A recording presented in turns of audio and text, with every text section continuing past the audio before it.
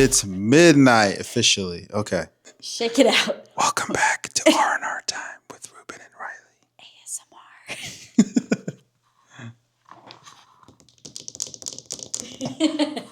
That's so dumb. Welcome back to R&R Time with Ruben and RyLee. That's me and that's her. Welcome back to R&R Time with Ruben and RyLee, where we talk about marriage, parenting, and have a little weekly vent session. And it so happens that this weekly vent session is at midnight. On Saturday after we had 4 soccer games today and a dance class for our child, not ours, not our dance class. And this is what happens when you have 5 children. 5 children, and you're trying to put off trying to make it work in between work. Okay, but let's be clear about something. We didn't put it off. We didn't put it off. We tried to film this earlier. We tried. A week ago. And we ended up fighting during our podcast about marriage conflict. So we're not ready for that topic yet. And we literally had an episode where we were going to talk about marriage conflict, how we've dealt with conflict throughout our marriage. From when we first were married to now and the differences. And we ended up fighting during that. So we clearly are not ready. They want to see the footage. I don't even. We'll probably delete that. Delete that. No, and it wasn't actually really fighting on camera. It just was we couldn't really speak. So yeah. It was not great. Anyway, so we're going to try this one at midnight and see how it goes. We may have our 3-year-old wandering in again because she literally wanders in our room every single night and sleeps in our bed. So we got to do this before she gets out. And that's usually around 1 a.m., 2 a.m. So hopefully we're done with this by the time that happens. Oh my gosh, can't believe it. And on that note, we have a soccer game at 9:20 in the morning. No, we've got to be there by 8:30. And it's 30 minutes away. So. Ew. But we do this for you guys. No, we don't. You keep reminding me. That's right. This is not for you, okay? This is for us. You know what? I appreciate that sentiment because sometimes I'm all worried about what people think and how people are responding and the likes on social media, the comments, all the things. I get overly focused on that. And you remind me all the time that this is for us and everybody else is bonus. So that's true. That's true. So we're not doing it for you. We're not doing it for you. This is for us. Sorry. And if you watched, was this in the first episode where we talked about the reason why we're doing this? Yeah. I don't remember. We've attempted this so many times, but no, that's true. But I feel like we really do need to keep this about us, right? I think that's boring for people. Huh? What are you saying? What I'm saying is this is good for us. Obviously, I have a hard time having the conversations. Yeah, but you're being motivated to do it, which right. I'm being motivated to do it. It is fun. I do enjoy talking to you. And so having these scheduled conversations, I guess we can call it, right? We're just our weekly event. We're basically scheduling time to just talk, talk about things on our mind, talk about what's going on, and hopefully maybe some people benefit from what we have to say. Yeah. Yeah. So thanks for being here if you're here.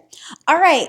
First off, let's start with our sweet and salty. That's going to be a segment every week, sweet and salty. So sweet thing from your week and a salty thing from your week. This time, do you want to start? Sure. And didn't you tell me today that you had a vision for this, or did you not want to talk about that? Oh, maybe there's a company. Share all our secrets. Okay, we'll share it's our not secrets. A secret. No, this came later. This is why, because now we're rambling, but that's okay. This is why, because I'm having this artist who has made peg dolls for me in the past with purposeful toys. Like, she was truly one of the beginning people I started collaborating with and creating some things with. She is creating 3 dolls for me. And they're these special hand-painted wooden peg dolls. And they're documenting kind of my journey and our journey. So the first peg doll is me. But on the peg doll, it has elements from Purposeful Toys. And I sent her like the first link I linked. Because back in the day, you could only put on a link if you had 10,000 followers. And I remember the first thing I linked, the first like toy thing I linked. So she put that. It was this adorable little wooden chef that was like a balancing thing. So it's a balancing stacker. So it has 2 plates. You had to put balance the food on each side, and it would kind of wobble. It was a wooden chef. Anyways, so she like painted that on there. She painted a few other like Purposeful Toys things on the peg doll to represent Purposeful Toys. And I wanted that because Purposeful Toys is kind of transforming and changing a little bit. And so she's doing that. And then the second peg doll is a character from one of my children's books. And it has a few other characters on there and some elements from my first books that are coming out soon, hopefully. And then the third peg doll is actually you. I don't think I've showed you this or told you this. So the third, and actually I think it's this outfit. Oh my gosh. Because that's the outfit you wear all the time. And with the backwards hat. Like, hey, actually. Listen. It's actually this outfit. Anyways, so the third... Shorts and plain T-shirts or sweatshirts, they don't go out of style. They don't. You're actually very smart. Yeah, keep it simple. Keep it simple. So the third peg doll is you, and it looks like that. And then on that peg doll is like podcast elements. So it's kind of like been a little bit of a journey of like social media and what I've been adventuring into. And so that's actually what I was thinking of when I asked about the sweet and salty thing, so sweet and salty, this is what I'm getting to. So she sent me like a little like video of the one she drew of you, and it had the podcast elements on it. She's like, is there anything I'm missing? And I was like, add a pretzel with some chocolate chips. And because I'm like, okay, we're going to do sweet and salty as like a segment. And I was like, that's when I said, wouldn't it be cool if down the road we had a collaboration with a company, a snack company or something, and had a little snack mix with some pretzels and chocolate chips and, like a trail mix or a little snack mix. So I'm just putting that into the future. Vision board it. And that would be cool. So if you own a snack or pretzel company and you would like to sponsor this segment of our podcast, let us know. Sweet and salty. Send us a DM. And you know what? There could be so many sweet and salty things we could do. It's just, I just had her put on the pretzel and chocolate chips because I was like, that's cute. But those are things, again, that we're thinking about in the future. And when I say like this is about us, it doesn't mean that like maybe down the line it becomes something bigger, right? It doesn't mean that it does, or it does mean that it doesn't. Doesn't mean that it doesn't, I guess. I don't know what's the correct way to say that. But for fun, let's dream. But if it doesn't, it's not like it's going to affect us. What really matters is a thought, like say it doesn't. I still, when we have our podcast, I'm going to have pretzels and chocolate chips on here. Like a bowl of it for sweet and salty. Cute. Oh my gosh. Listen, we're gonna have I have a lot of visions. We're gonna get this podcast room set up once we move. I have ideas. Okay. So. Well, let's make sure this is still recording. And I'll start. You want me to start? Sweet and salty. Go for it. Okay. Sweet. I feel like we're kind of improving. We got lights. So we have lights. We've got lights. We could show We've illuminated our little setup here a little bit. And obviously we don't have like the greatest setup. Like we don't have a background or whatever, but we've got lights. Glaring on our TV back there. Do we ever tidy up the room before we do this? No. Nah, it doesn't matter. Because again, this is for us. So whatever. For us when we can make it work. So I feel like, we're we're moving in the right direction. We still don't know how to set the settings, with lighting and all that stuff on the camera. So yeah, we have no tech person. Listen, I feel like if you're here from the beginning, you'll see this improve over time. So, sorry, I interrupted you. I'm going to try to work on that. What were you saying? I was just saying I was listening to a podcast where they talked about all the people that were behind it, and I'm like, literally, it's just us. So we've got none of us are in tech, so we'll figure it out. So my sweet is we're doing a little bit more to try to make this a little bit better quality, at least video wise. And so I think that was sweet. I guess my other sweet, which I wanted to add, is we had our daddy-daughter dance just yesterday, and that was so fun. And honestly, we didn't know about it till like the day before because it wasn't announced very well, or at least advertise that very well. Or we just didn't pay attention. And honestly, I delete all the emails from this kid's school, so it could have been in there. But we found out the day before. The kids came home and they're like, "There's a daddy-daughter dance tomorrow," and we're like, "Oh shoot!" But I think what was so sweet was they were so excited to go. They were so excited. They're so excited to get their outfits ready and to pick. And honestly, I didn't really want to go. I don't like we talked about last time. You always love going. But I wanted to go. Obviously, why didn't you want to go?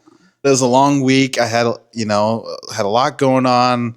It's nice to just come home on a Friday and chill, Mm-hmm. And I had to rush home and get ready and go to a dance. But so I didn't want to go out really.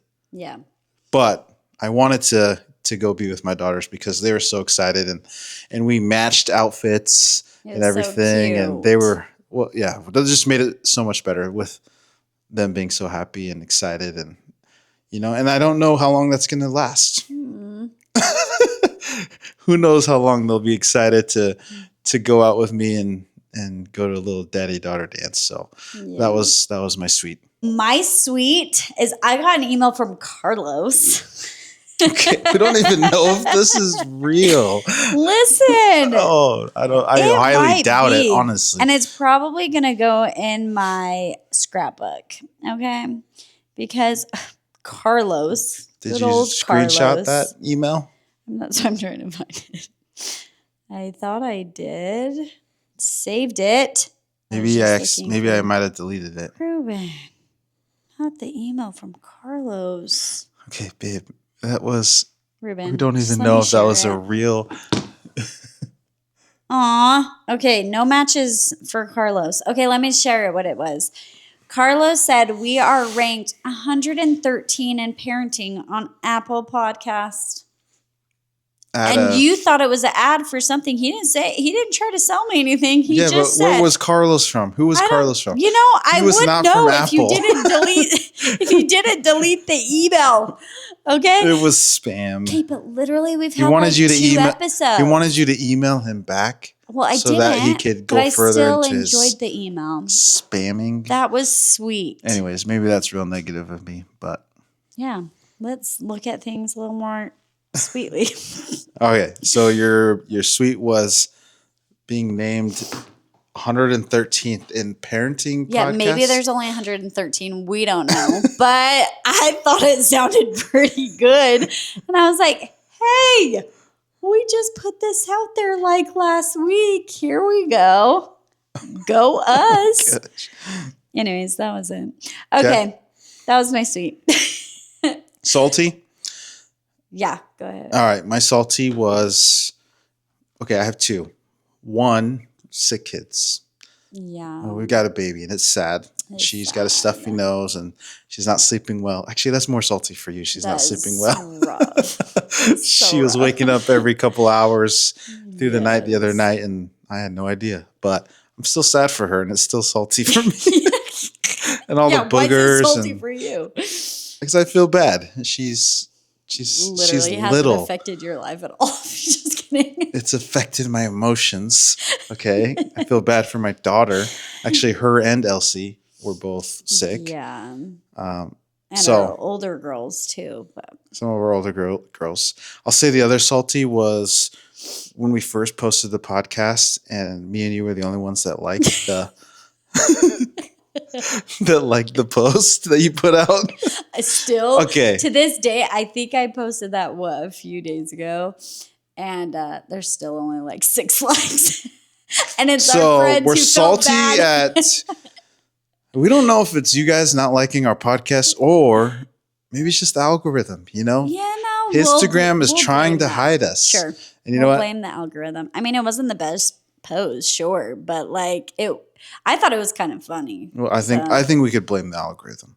Okay. I'm pretty sure our siblings would have liked it. No. Literally, family is the least to like it. They're like, dumb. So that was salty. But again, that's where's the dislike button? That's what brought up like our purpose for this thing, right? Like we got to remember why we're doing this, and that's to improve our relationship and our communication. Yeah, but like it's a lot of work. So it's a lot of work. We could do this without this stuff. So I just want to take a minute to say, if you'd be so kind and you're enjoying this, hit that like button hit that below. Like button, comment subscribe. On the podcast. Like some of you have DM'd me some comments, which is so sweet. Appreciate all of that. But what helps more is if you want to comment on the podcast or, give us 5 stars, hit the follow, hit subscribe. So we are on YouTube, Spotify, Apple. So all the things, your engagement on there matters and helps us out. But listen, if you have something really good to say, leave a comment, give us a 5-star review. If you have some criticism, DM us. Okay? Don't make it public. DM us the complaints. Remember, praise in public, criticize in private, in a private DM. You know what? Okay? We should take that into our parenting life. I'm just saying. Criticize in private, praise in public. Well, yeah, you never heard that? No. Oh. What I'm saying is we need to do that with our kids. Like even in front of each other, maybe we need to criticize privately and a little bit better. But sometimes it helps the other kids. Does it? Or when does you're it make yelling them at embarrassed one and feel shame? That's the point sometimes. No. Sir. That's my point. Okay. Oh my gosh. Delete that. Delete it. Don't take that out. Okay, wait. All right. Wait, did you do your salty? That was my salty. What was yours? Oh. My salty, we kind of mentioned it, was that we were fighting about that marriage episode. But do you know what my salty is this week? And actually, it is opposite of sweet. Is we are eliminating sugar from our diet. Oh. Yeah. We're eliminating sugar because, listen, I have tried a million diets and things for this stupid skin and inflammation, and none have been successful. And so lately we've been feeling like, you know what, maybe we just need to really eliminate sugar. Either way, it's good for us. We should try it out. And my sweet husband said you would do it with me. So we're doing this together. But we're not completely doing it. Like we're not. Okay, well, we're easing into it because we're like, there's sugar in like everything. I'm discovering there's sugar in everything, like even like, right, like milk. Pasta, like milk. Like, so we're easing into it. We're not eating any sugary things. Which I really wanted a donut today after all those soccer games. Yeah, it's actually going to be better for our kids too because you buy donuts often for the children. They're good. Man. But I found these coconut chocolate chips and they're so good and they're sugar free. So we're not doing any added sugar. We're not doing juices. We're not doing desserts. We're not doing anything where you have to add sugar. And let me tell you, I am loving my Dr. Pepper Zero with sugar-free coconut even more right now because it's still like a little treat. It's like the only thing that kind of tastes sweet that we've been eating or drinking. So it's a little salty. Not so sweet. So we got a lot of salty. Yeah. But we're going to hope it helps. But literally I shared that on social media and this girl who also has similar skin inflammation was like, so I did that for 9 months and it did nothing. And I'm like, cool. Yeah, let's see how long we last. And maybe we have to have cheat days. I don't think we can for a while. Like, we are cheating because we're not Okay, fully we are doing cheating. it. So right at what now. point are we going to fully go? I think we're easing into it, and then we'll fully dive in, which is going to be challenging because I think we have to check the labels of everything. So we're going 0 grams of sugar for anything we consume. Not yet, because I know, but that's the point, right? To get to that goal, point. I think it does help. I have been like cooking a lot more lately, and I feel like that helps a lot because then I'm in control of everything that's in there. Yeah. You know what I'll say is, my sweet, your food has been great. It has. Thank you. You know, I need you to say that more. I don't think we've ever really dubbed you a cook before. I think you've always criticized my cooking, so I never wanted to. That's on you, my guy. Listen, if you are married and you are criticizing to any extent your wife's effort of cooking, I'm going to tell you right now, you better stop. Stop that right now because it's going to make her not want to do it because it's already a chore to have to do that 3 times a day sometimes.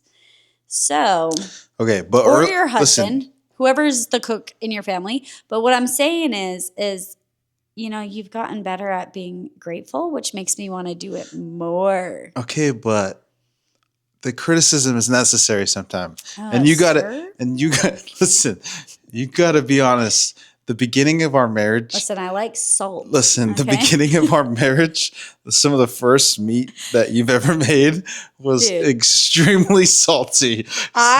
Listen, like we got everything married. Was so salty, and I couldn't just be like, RyLee, it's good. Because, you know, sometimes you cook for other people.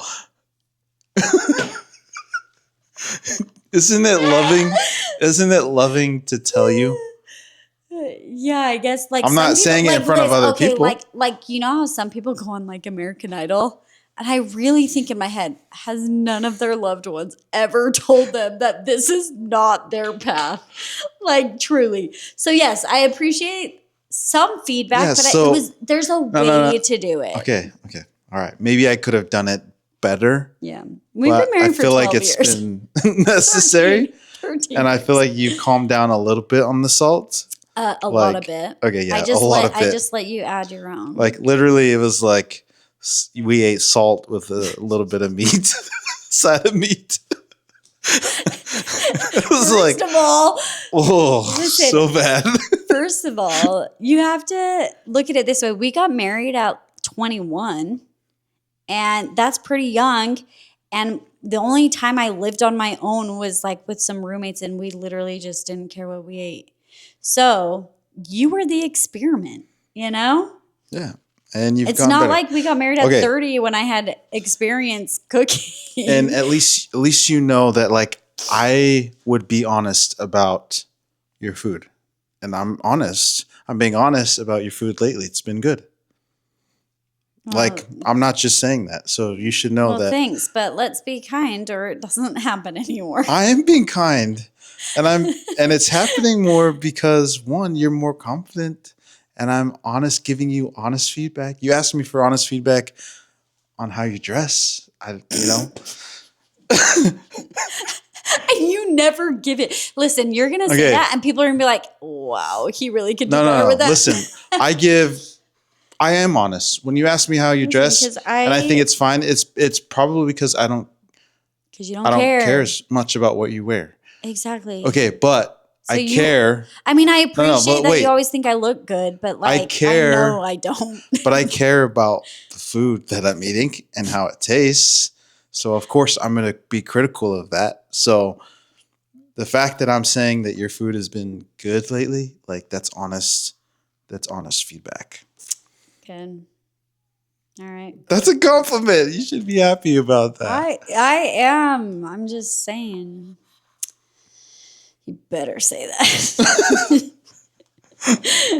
Okay, that's our sweet and salty. And now for our next segment, we're going to call it Wait. That's interesting. Okay, this is going to be... How are you going to say that, though? Wait, that's interesting. Yeah, real cheesy. Listen, wait, that's interesting because I wanted this segment because I think it's good. and some of our best stuff probably will come out of this segment. This segment is like things that made you pause and think a little bit deeper. And so that's why we're going to call it, wait, that's interesting. Okay?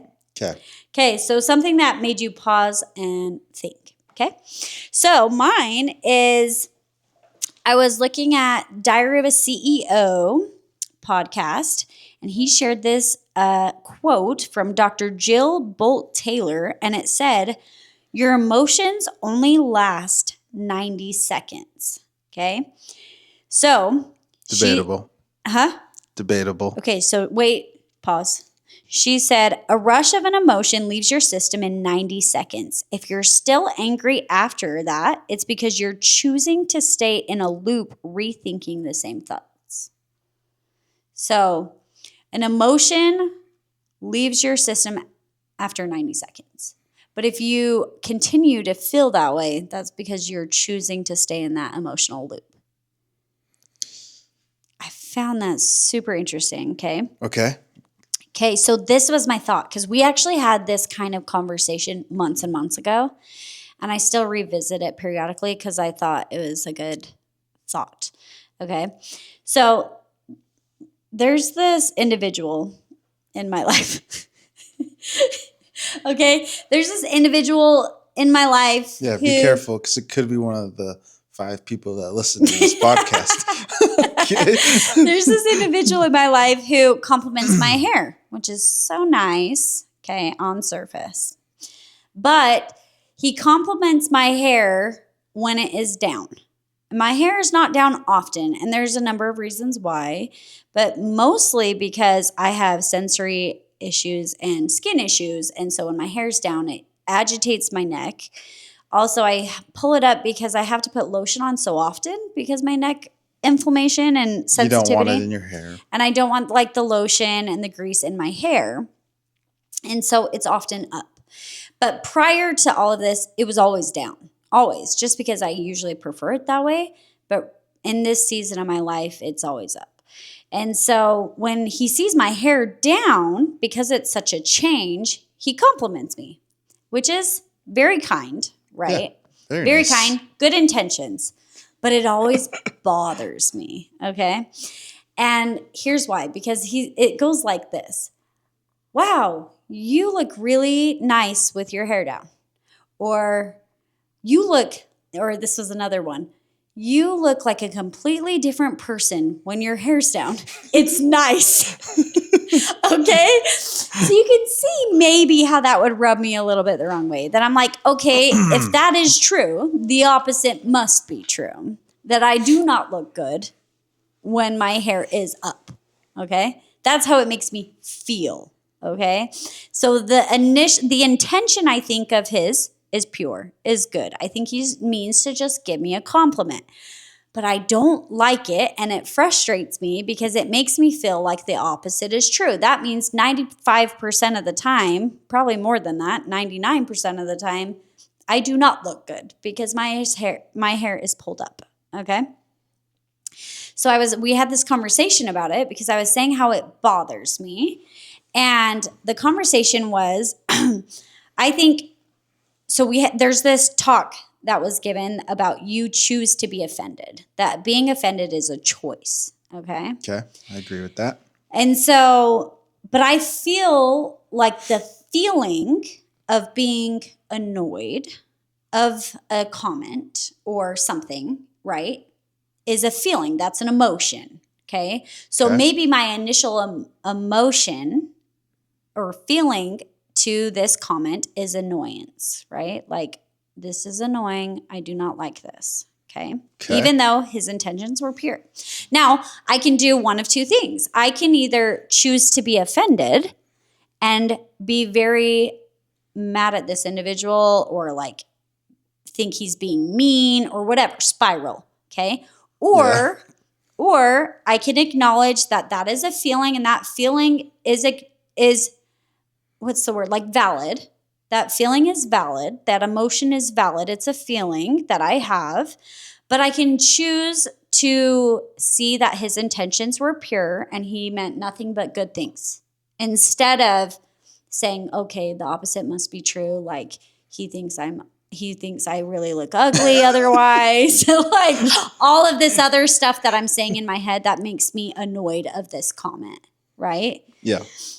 And so when I heard this recently about your emotion only lasts 90 seconds, and after that, if you're still feeling that way, you're choosing to put yourself in that spiral.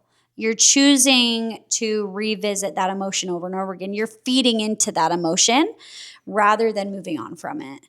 And so I found that very interesting because I think that holds true in a lot of situations. This was just one example that I had is like, okay, he's going to say it again, probably, because he does every time. He's probably going to say it again. And and maybe I'm going to be a little bit eye rolly, like, it's coming, like a little annoyed. But that feeling's valid. That's fine. But I can choose to look at his heart as good and his intentions as pure, and to choose not to be offended. But what if he really did mean it like that? Well, maybe he did. but like, what are we choosing to hold on to? Right? Like some emotions you want to hold on to. Maybe you want to revisit those things. Some emotions feel good. Some are happy. Some are great, right? And you choose to, what's that? She called it the loop. You choose to stay in that emotional loop. And so I don't think that's a bad thing for those good things, right? Yeah. But like if you know an emotion doesn't feel good, then maybe choose not to stay there. Choose not to sit in it. Stop overthinking it. Which I do all the time, right? Like that's just part of like my more anxious brain is like I do overanalyze and overthink. And I think even with social media, like we were talking about, even with this podcast and putting things out there, like I overanalyze that to the point where it can make me a little bit crazy, right? And that's why your words of just like, hey, this is for us, like means so much to me. And I love you for it because it's easy for me to get in a loop, right? Yeah. And so I thought that was really good that like, okay, now that you know this is a loop, what are you going to do about it? What are you going to choose? Are you going to choose to like revisit this emotion and continue it, or are you going to choose to let it go? Yeah. And I think there are a lot of people that make comments like that, right? But I honestly, he would probably say the same thing if it was the opposite. If you always had your hair down. Yeah, he's and then you put your hair up one time. Such a kind person. Like he would probably say the same thing. Yeah, probably. Right? It's just a different thing, right? So it's like, oh, she looks different today. Yeah. So if you're getting complimented by someone, take it. And I think that's honestly something that, now that we're talking about this, I have a hard time accepting compliments too. And I know you have a hard time accepting compliments too. And it's always like when someone comes up to me and they say something nice, it's always like, it's like, stop. No, stop. You're just saying that, right? Like it's no. Like I've actually tried to consciously like say, oh, thank you. Like, oh, or accept it. And I don't know why I'm like that either. Why is that? Why are we like that? Is it confidence? I don't know why it insecurities it almost like makes you feel insecure to accept a compliment, which is strange because you think it would do the other, like give you a little boost, right? Which it does, but it does, yeah, it does. And the thing is, maybe that feeling of like a boost of ego is like you shy away from. Yeah, I don't know. I think we could talk a lot about that actually. Confidence, accepting compliments. Like I feel like, for example, if someone says I did a good job at something, I usually downplay it to like, oh, it's because of this, or like I never really accept that maybe it was because of something I did. Yeah. Well, I think there's a level of like a balance of humility, right? And like giving God the glory or whatever. And also feeling like, you know what, I did work hard for this, or I did do that. And I think it's good to remember that you did do that or you did work hard for something because it also validates the fact that like I could do it again, you know? Yeah. Yeah. But there is a balance for sure. I think that's where it comes in. I think maybe that's part of like being a Christian almost like we're taught to be we're humble. taught to be humble. We're taught and it's part of our, at least my culture too. Yeah, and culture. Yes, your culture. Like, so maybe that's another thing. That's another layer of it. Yeah. And then also like giving God the glory. All good things. All good things. So then you almost feel like it's a sin to do otherwise. And maybe that's why. Feel bad to fully accept responsibility for something good that has happened or take credit for something. If there's something I know about God, he's a loving father. And as a father, don't you love to see your kids work hard and to praise them for it? Yeah. That's a good thing. And you want them to accept that. Yeah. While also acknowledging it's not all of them, right? Mm-hmm. Yeah. I don't know how we got to that, but I don't know. Okay. Anything? Well, anything you talked about accepting compliments. So then you end and go, wait, that's interesting. Wait, that's interesting. No, I share something. I share that little quote, and you go, wait, that's interesting. That's how we do this segment. I think we're good with just that one today. Oh, yeah. That was good. I think we're good. That made you think deeper. Yeah. Wait, that was interesting. Should we do it together? Wait, that's interesting. All right. That was cheesy. But this is cheesy. And it's supposed to be. It's supposed to be. Okay. So today, our main topic for this podcast is going to be vacations. And partially because when we were doing our last podcast, we mentioned vacation friends, but we didn't go into details of our vacation friends. And so we're going to visit that later. But I just wanted to talk about vacations because, I don't know who's listening to this podcast. You might be seasoned married couple. You might be early on. You may not even be married. Who knows? But I was thinking about vacations because honestly, we haven't been on that many. We're not experts on vacations. This is not that. We're not saying, here's trips you should take and here's trips you shouldn't take because we really haven't been on that many vacations. No. And we're just kind of starting, and I feel like it's an investment. And when we got married, and I think my dad, okay, so this is what I wanted to first start off with is when we first got married, we're super poor, right? We were going to college and we barely had money just to live on our own and be married, right? Uh-huh. And so I think my dad kind of could see in us the conservative side. Particularly probably with you.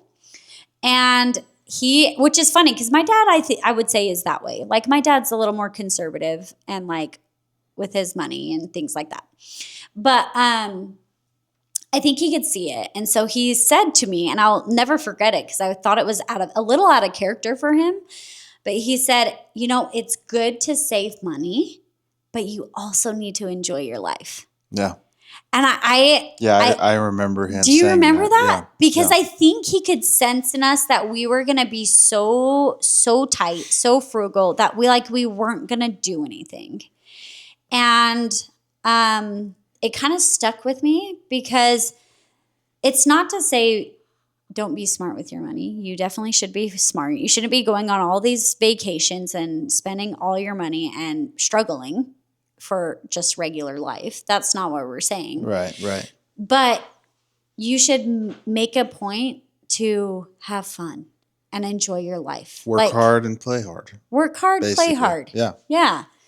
And our first vacation, actually, we haven't been on very many vacations, just our family, but mostly it's been with other family. Yeah. I mean, we've done things. Don't get me wrong. Yeah. But I kind of was regret our first vacation?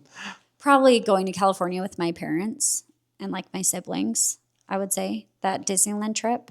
Okay. Was that our first one? That was when Livy was born. When we had a baby. We had a baby. So my point is I kind of regret not going on a trip besides our honeymoon with just the two of us before we had kids a little bit. Yeah, I would agree.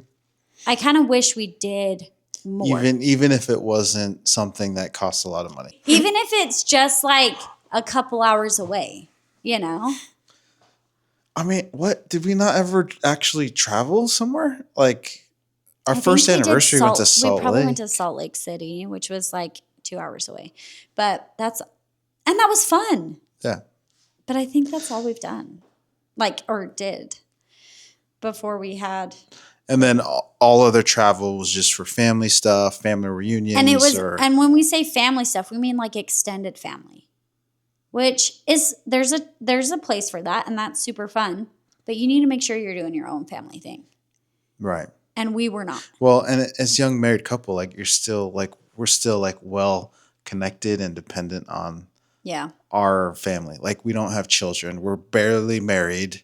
Well, I'm saying even when we started having kids, that's what it was. Yeah, that's true. But I mean, I agree. I feel like early on in our marriage, the 2 years that we had alone before we had Livy, like we could have done a lot more. And we did buy bikes. Like we took bike rides. Yeah. That's not a vacation. But bike was our solution to, instead of buying another car when we both had work, one of us could bike. One of us. I guess you did a couple times. I did a couple times. But me mostly. Yeah. But I liked my bike. I like riding my bike. I mean, we still have it. Ruben won't let me give it away, but 13 years later it's that wasn't up in our vacation, garage. but no. But we're right. Like we didn't do a lot. We spent money for those bikes. We did. We spent money, but we didn't do a lot have a need, though. Of travel we didn't do really any travel as newlyweds. No. So. And you're right. So our first vacation was with your family. We went to Disneyland when Livy was like almost 2. Before Emily was born, you were pregnant with Emily. It was not my favorite. Well, also because the one baby we had was like 18 months. Like it's not like she cared about Disneyland. No, she didn't. And I was pregnant, and it was rough. It was fun. It wasn't as fun as we've had before in Disney since then, but. And then the other times we've been to Disney prior to going, were with work. Like we weren't really doing our own trips, you know? Okay. You can't count that. You were gone. You had meetings half the time. Okay, but we extended a couple days we did so Disney fun. on our own. Don't get me wrong. It's fun. It helped us gain a love for Disney. Sometimes you used to never be a Disney person. Kill a bird with two birds with one stone, you know? Yeah, work trip, vacation, it's not extended. The same. No. I think it counts. It kind of counts, but it's hard because your focus is not all there because you had other things. For part of the day. Yeah. But then again, if you extend, that counts. Let us know if that counts in the comments. It doesn't. It doesn't count. It counts. Work trips can be vacations too. And then we started having kids young. So then our trips consist of like kids, usually with extended family. So we made a goal that we're like, our 10-year anniversary, we're going to go on a trip, just the two of us. Which, had we ever done that before? We spent 2 days in Fiji together. That's true. And we went to Tonga. And we went to Tonga with just us. Like we did a lot. Okay, but that was with extended family. We were with my family. That was so fun. But before we got there, we had a 2-day delay in Fiji, and just the two of us. Just the two of us. That was fun. That was really fun. Super fun. So, but then after that, yeah. Yeah, we hadn't ever done anything, just the two of us, and it was fun with your family. Like, don't get me wrong. Like we said, if when your dad goes back to Tonga, because he hadn't been back to Tonga for like 21 years or something. Yeah, or longer. Or longer. Actually, probably no. It was since before I was born, And at that time I was... Do you want to give context? Your dad grew up in Tonga? So yeah, my dad grew up in Tonga. He lived there until he was, I think, 19 years old, and then played rugby and traveled around and eventually ended up in California. And then he left his team and stayed in California, never went back. So he called his dad and was like, "Hey, Dad, I'm not coming back to Tonga." That would be quite the phone call. But anyways, so he, at 19, maybe 19, 20, he came to the U.S. He lived in the U.S. He met my mom, got married, had my sister, had me. He went, the last time he had went to Tonga was right before I was born. Like, he went to Tonga, was there for a little bit, and barely got back in time for me to be born. And then he went to Tonga when we were, and then the next time he went to Tonga was when we went together. Yeah. And you were, I don't know, 20. So I was 26 years old. Okay, 26. When we went. So 26 years, or 26 plus years. That's wild. So we always said, like, when your dad goes back to Tonga, to his village, to show us around where he grew up, we said we're going. And so at the time, Livy. 2 babies. Yeah, we had Livy, and Emily was 9 months. 9 months, yeah. So, and the other reason we went is because my grandpa was sick, and he had decided to go back to Tonga before he passed away. And luckily, we went back. We had a great time, and we were able to see him. And like 2 months later, he passed away. Yeah, so it was really special. So what I'm saying too is, like, that was such a great trip. There's a time for trips with your extended family, and that's so fun. Like, the connections we made, meeting some of your cousins for the first time, aunts, it was really special, and it was really fun. But it's also important. So there's trips for that. There's vacations for that. But then it's really important to have your own family vacations with your own kids. But there's also a time for just couples vacations. And I want to say that's the one I feel like is the trickiest, especially when you start having kids.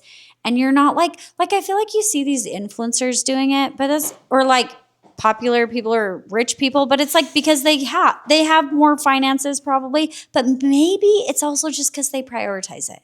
Yeah. There's probably multiple factors in play, but sometimes I used to look at that and be like, oh, well, we can't do that. Like, that costs too much money, or you're too busy working, or... I know of people that refuse to go on vacations without their kids, though. Yeah. Like, they truly believe, like, if I'm going on a vacation, my kids are coming. Like, that's part of my life, right? And this season and later on, when the kids are out of the house, we'll have that time. I feel like you need to nurture the relationship and go just the two of you sometimes. I feel like that's a Tell us what you think. I don't think everyone agrees with that. I think there are probably quite a few people that think that vacations should be with your kids, with your family, and that your relationship should be nurtured daily, weekly, right? Like going on weekly date nights or things like that. But the vacation time, I don't think there's anything wrong with that if you both agree, couples feel that way. If one person in the marriage feels like they need separate time, then you need to have separate time. Like, I think that needs to be a mutual thing. But I agree. Yeah. I think it's really important. So we had this plan that we were at our 10-year going to go on a trip, just the two of us. And we didn't make it 10-year because I don't know why. You were pregnant. I was pregnant when we went. No, yeah. You were pregnant when we went, but we went to New York City. I know, and we didn't go on our 10-year anniversary because that's when Elsie was going to be born, basically. Oh, that's right. Like, that was too close. Our 10-year anniversary. No, we went at 11 years.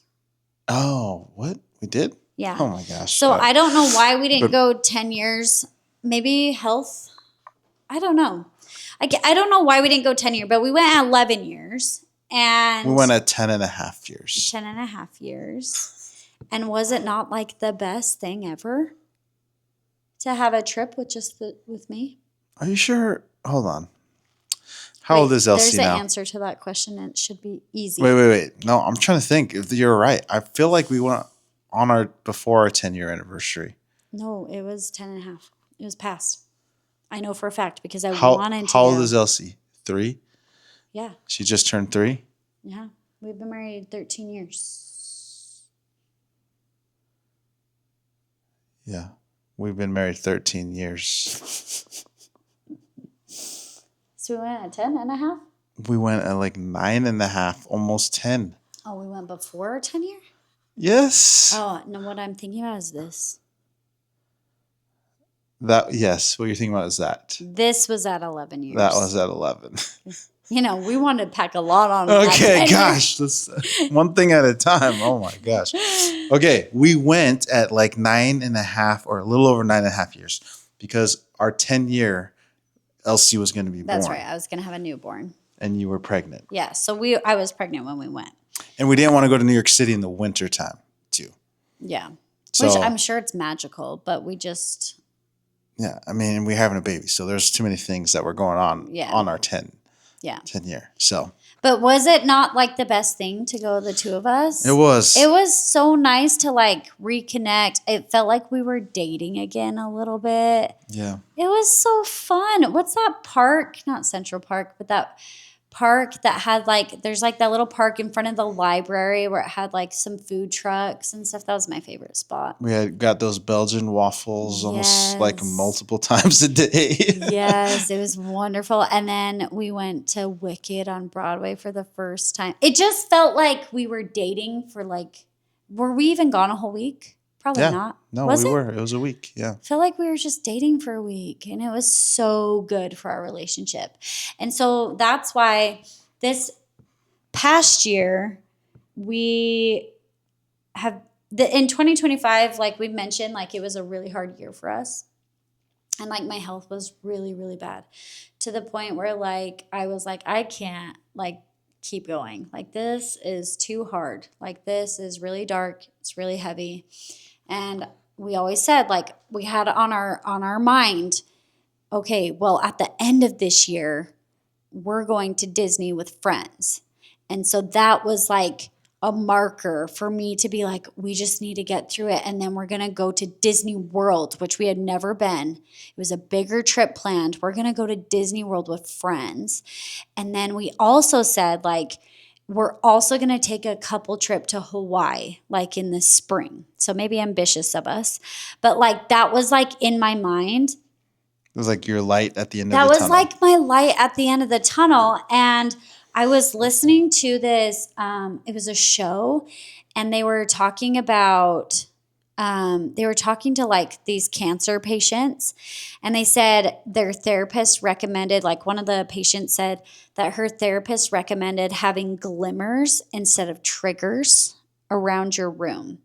And so what that is like a glimmer is something that provides hope for you. And so, and then kind of trying purposely and intentionally to like put triggers away. So like say you have to give yourself injections for something, like I have to give myself injections or whatever for shots. Like you put those triggers that may trigger like, oh, I'm sick. Yeah. You put them in cupboards, right? You put it away. So they're not something you see all the time. Mm-hmm. And that's what I found I was doing like poorly at, that like there was things all around that reminded me that I was sick, that I was a sick person. And there's some things that like you can't really get around. Like they're just going to be in the room. Yeah.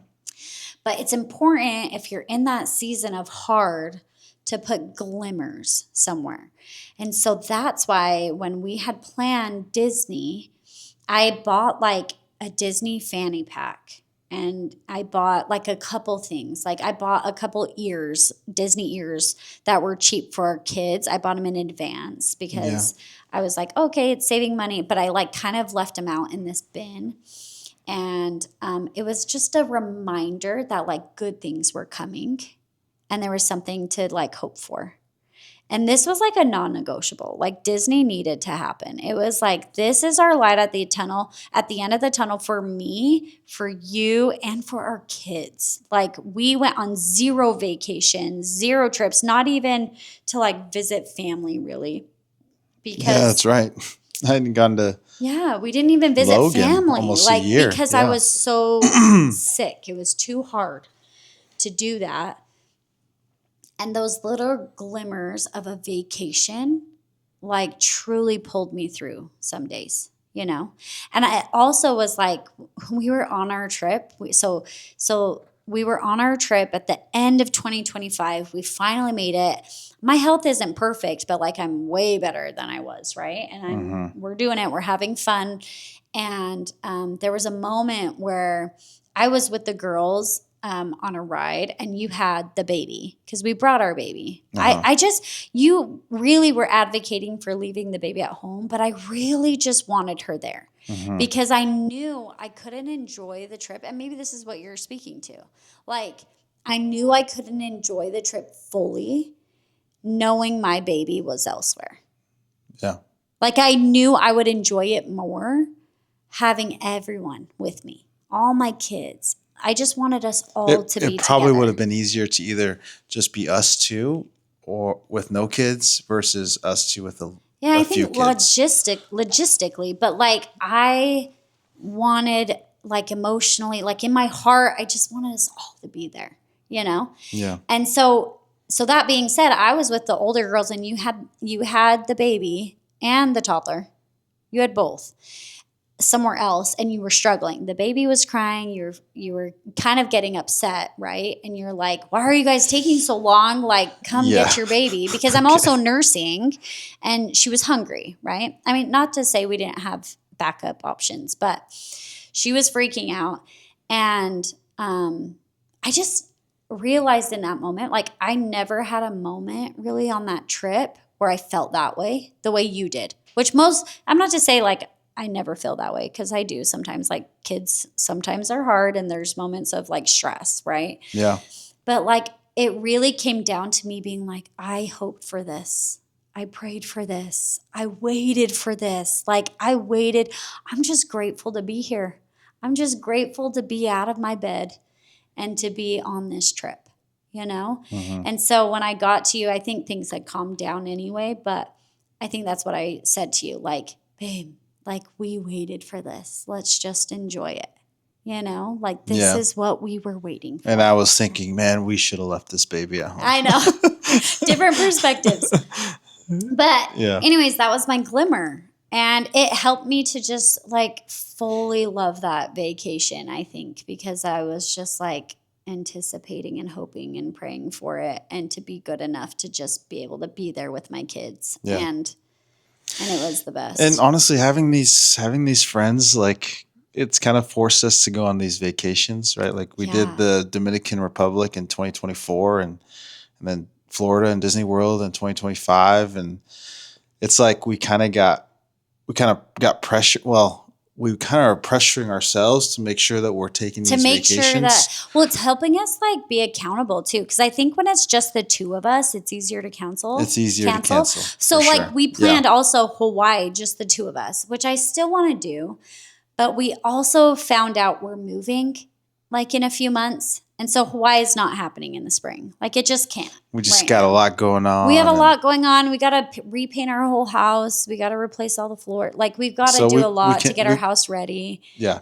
But you're right. Like, those things can stop you when you're not under the pressure of like going with other people. But if like this was a weekend we had committed to with friends, we're not going to back out, we would have made it work somehow. But right now it's just not that smart to do it right now. Money and time, probably, with all the things. Yeah. So that's okay. It'll get postponed. We're both okay with that. But that's the thing with the friends, is it kind of like holds you accountable, and it makes you like, okay, well, we already like paid our share of the Airbnb. Like, we're going to make this happen. Someone's planning it, and we can't just bail and not, be part of the plans. And should we share a little bit about this trip? Sure, yeah. This vacation with friends. Okay, that's a new thing that, like we said, we've only been on 2. So far we've been on 2, and it's been the best thing. It's been so fun. And I feel like it's hard to find, I don't know, maybe it's not hard because we just fell into it, but I feel like it might be hard to find people that you can like are the same type of vacation people. you know, who kind of operate at around the same pace and like interests and stuff. Yeah. And somehow we like magically fell into this group of friends, and it's the best thing ever. Yeah. It's been so fun. Yeah. I feel like there's a few things that have to go right for it to go well, right? Like we were friends with a couple of right? So we knew them already, but we met most of the others like just through this vacation. So we went to the Dominican Republic first, and one of the things that really made it fun was our kids got along, you know. And our kids were the same age as the others, and same age. They all just they had never. I mean, some of them I met, but they didn't remember each other, and they just became best friends, like so easy. But I feel like, okay, let's start out. We can talk about Doug. Let's talk about Doug and Jocelyn and how it started, and why we decided to even do it. Let's talk about that, just because that was like kind of crazy. And also, like, I want people to hear how this came about, because I feel like maybe others will take the initiative to be like, do what Doug did for us. Yeah. And because it's been so fun, and it's something that we're going to try to continue. Oh. Well, in short, I mean, I guess we don't have to go into too much detail, but we got a text from Doug randomly one day, and he's like, hey, look, I'm planning this vacation to the Dominican Republic. My family's got a timeshare, and we're just throwing it out there and to see if you guys might want to come. Basically, is what he said. Mm-hmm. And we said, okay, oh, that sounds so fun, but it was like such an inconvenient time, and we didn't have passports even, and it was only in like 2 months or something. And oh my gosh, was it really? Yeah, it was like 2 or 3. Like fast? Let's see. I think it was like May maybe, and we left in July. Oh my gosh, I didn't even realize that. You know. So, or maybe even April. I don't know. 3 months, maybe. We only had like 2 or 3 months to plan. And again, this came at a time where like, we have never done this before. We were not vacation people. We've only been out of the country once together. Which is funny, because I feel like we aspire to be vacation people. We do. Like, it sounds fun, but it's hard to do, you know? And we're like, you know what? Like, Doug's going. I trust Doug. We heard about a couple of other people that were going that I had known about and met once before. And I thought, you know what? This could be an opportunity that if we don't say yes to, we'll regret it. We'll regret it. Like we've just got to figure it out. And honestly, we kind of looked at it as like, because we've always looked up to our friends, like Doug and Jocelyn, his wife. And we've just always looked up to them. And we kind of looked at it like, you know what? This is actually an investment. This is an investment in people and in relationships and in... Which relationships are everything, right? They're like everything. Who you know, who you hang around, like that's everything. That's what makes life enjoyable, right? like, and I think we both paused and because I feel like usually when we try to plan trips, there's one of us who's like, no, it's just, not smart right now, or timing or money or whatever. And I feel like both of us were like, no, this is an investment. Like, let's do it. And we had never done anything that big as like just a vacation. We had to expedite our passports. I remember that. So we got that all done, but like just the process of saying yes. And once we did say yes, we were so excited. Like it was like, all right, we're doing this. Like this is crazy for us to do as people who don't vacation. Right. And anyways, when we went on that trip, it was fun. It was the best thing ever. Wouldn't regret it. No, to the point where like we want to keep going, right? So like then we went to Disney with these same people, with extra people, and met new people. Every time we've met people, and they've just been the best people. Yeah. And so this year we're actually on the planning committee. So that actually is kind of wild. I was thinking about it the other day. I'm like, we just had a baby. We're launching a podcast out of the blue. We're moving, and we're planning this vacation. Okay, but we took the easy road. We're going to St. George, Utah. So our planning is not as intense as other people's planning. But it's more like staycation vibes, because when we were talking to people, they're like, that was like our favorite part of just like hanging out all together at the house. Just at the Airbnb. Like it doesn't really matter where we go. No, the fact that we're just with the people is fun, no matter where it is. So, and we're going to do some fun adventures, so I guess you had the question. I don't know if you're going to already talk about it now. No, go ahead. But just thinking about it, like, it costs a lot of money to go to the Dominican Republic. Like, we had to pay a lot in flights. We had to pay a lot to go to the resort. Of course, food and all that stuff was part of it. So, but it costs, especially with 4 children at the time that we had, that we took, that at we least, brought all our kids, right? Yeah. Like, vacations add up and they cost a lot of money. And when we think about, we only took 3. And we only took 3 kids, right? We left Elsie. We spent a lot of money on these things. And even before, we're like, man, like, this is going to cost a lot of money, but we're going to do it. Like you said, it was an investment. Mm-hmm. And so I haven't read this book, but I was recommended a book by someone that I work with. It's called Die with Zero. Yeah. And I just remembered it this week. Actually, you had brought up the question before, but the book is called Die with Zero. I still need to read it, so I don't really know fully what it's about or anything. By, let's say who the author is. Die with Zero by Bill Perkins. Okay. And so I guess one of the questions in the book that one of my coworkers had talked about was, it asks you, if you were to go, okay, I can't remember exactly what the question was, but it was something to the effect of, would you, if you could, take a refund, basically get paid back for the vacations you've taken, or maybe even more. Yeah, I think it was like more, because it'd make you want to do it. Like, tempt you anyway. Like, would you take all that money back? But the caveat is you have to erase the memories that you had, the experiences, and from that vacation. Like, they would just be gone, right? So you get your money back, so you didn't have to spend all that money. But would you erase the memories and stuff? And so, and when we think about, like, the Dominican Republic, and we went there, and we had about Tonga, like, we think about any of them, anything that we've done, and Disney, and it's been a lot of money. Like, it costs a lot of money, but really, when we think about it, like, I wouldn't take that money back. No, to erase those memories or those experiences. They were all worth it. They were all worth it, even if beforehand we were like griping at, like, this is going to cost a lot of money, right? So, I mean, so when you think about the price of a vacation, right? It's like, think about, what type of memories are we making? What type of experiences are we having? Obviously, we don't want to put ourselves out by, like, what kind of relationships are we building? Right. Like, with our kids, with each other, right? Like the couples trip, or with your kids, or with your extended family. Like, we met your cousins, and, like, from going to, even when we went to Fiji, had a layover in Fiji, we met a cousin there.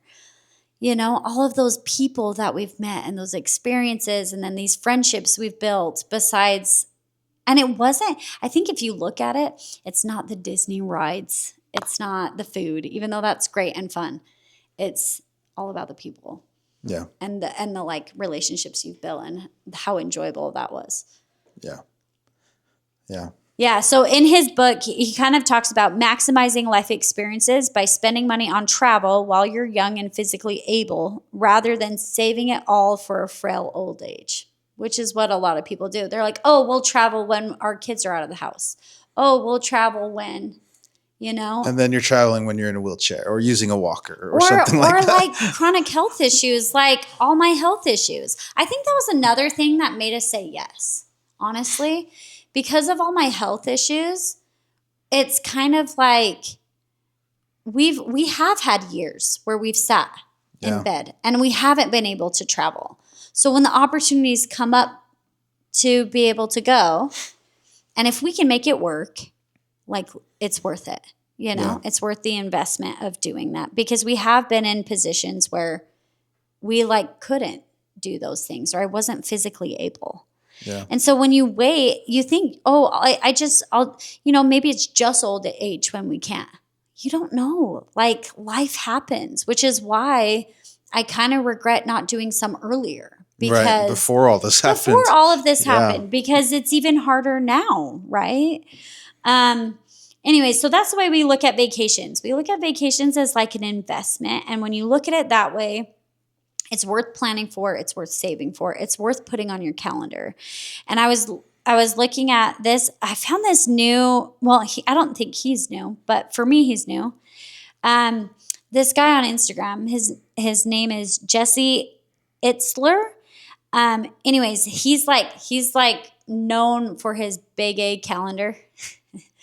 And so what his thing is he goes, most people schedule work first and then family after that. Mm-hmm. He goes, I do it opposite. He goes, I schedule family first and then work fills in all the rest. Work fills in a lot more than you want typically.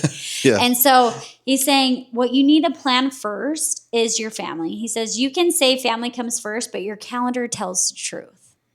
Like, what are you investing in? So are you investing time and money and energy into these vacations? Because it's an investment and you have to look at it that way or it doesn't happen, because you might be like us who are a little bit more conservative, and there's nothing wrong with that. But there's, like what my dad said, like, it's good to save, yes, but it's also good to enjoy life, and you need to make a point to plan those experiences. And it may not be a big thing. That's okay. Mm-hmm. It may be a couple hours away, but I still remember that one. Yeah. That I still remember going a couple hours away for a weekend. Yeah. It wasn't a long duration of time. It wasn't far. It was fairly inexpensive, but those things matter. And that's what your kids remember. They remember some of those hotel moments, you know? They were like, if you think about your childhood, you remember your vacations and you're investing in relationships and memories, right? So anyways, so the point is most people have it wrong. You schedule work first, vacations next. Maybe instead plan your vacations first. Yeah. And then your work fills in the rest. Don't worry about your work being postponed because it'll be there, you know? Yeah. So we need to do that a little bit better. And I think this friend group has helped us to be like, you know what, this is an investment for our family as well, and for our relationships to continue trying when we can to do couples vacations as well. Yeah. So family vacations, couple vacations. If you can throw in a friend vacation, that's amazing. I really want to do a girls trip sometime. Maybe you want to do a boys trip sometime. Yeah. It doesn't mean that has to golf all trip. happen If you're every in for year. a golf trip, let me know. Ruben's down for a golf trip. Doesn't mean it has to happen every year, all those things. No. But I think they're worth scheduling. And we've got a couple this year, right? We've got a couple. St. George. We have Disney coming up with your work. Again. But that counts. We're extending a couple days. We're still excited and we're looking forward to it. It's on my vision board. I have a little Mickey Mouse and put Glimmers out. Okay, so does it count? It counts, but I'm just saying you can't only do that. Okay. You know? But it counts. It counts. It's like me visiting with you. I'd love to go with you sometime when you go to Nashville or something. But it's just hard with all the kids sometimes to have both of us gone. But it still counts. Don't get me wrong. It counts. But I think it's important to try to plan a time where you can all just set aside time to be together. So plan the vacations, put out glimmers to remind you of good things coming. And I think that's all good for relationships, mental health. It's an investment. Yeah. So, I mean, that's our discussion on vacations. Tell us what you think, but tell us also where are you going on vacation this year? Do you have something planned? And also, like, we're looking for feedback, or input. Where do you like to go on vacation with your kids? Where do you like to go on vacation with just you and your spouse? Some of your favorite vacation places. Let us know so we can add it to our list. Yeah, give us some ideas. We'll share ours this year because we kind of mentioned it. But ours this year, Disney, California, St. George with friends. And then I'm still hoping we can squeeze in Hawaii in December for just you and I. Still hoping we can make that happen this year. We'll see. Hawaii. We'll probably throw in Nashville in there at least a weekend. Again, I know it's a work thing, but over a weekend when there's no work. That would be fun. So I like Nashville. Vacations are important, everybody, and we hope you're taking them. We hope you're enjoying them. But you have to look at it as an investment or it may not happen. Not necessarily a financial investment, but an investment in relationships and experiences and memories As we talked about, and spending time together. Those are also important. Live your life. Live your life. Enjoy your life. Enjoy your life. Plan the vacation. Set up the glimmers. These are words for us too. So Yes. Reminders for us. And put it out in your room so you make it happen. So you look forward to it and you're like, I can't cancel this. I've been staring at this Disney bag all year long. So now you're going to put out Hawaiian stuff, Yes, right? I actually am. I'm going to add it to the vision board. Well, thanks for joining us for R&R Time with Ruben and RyLee. Peace. See you next time. That was hang loose. That's Hawaii symbol right there. Yeah, Hawaii. Peace.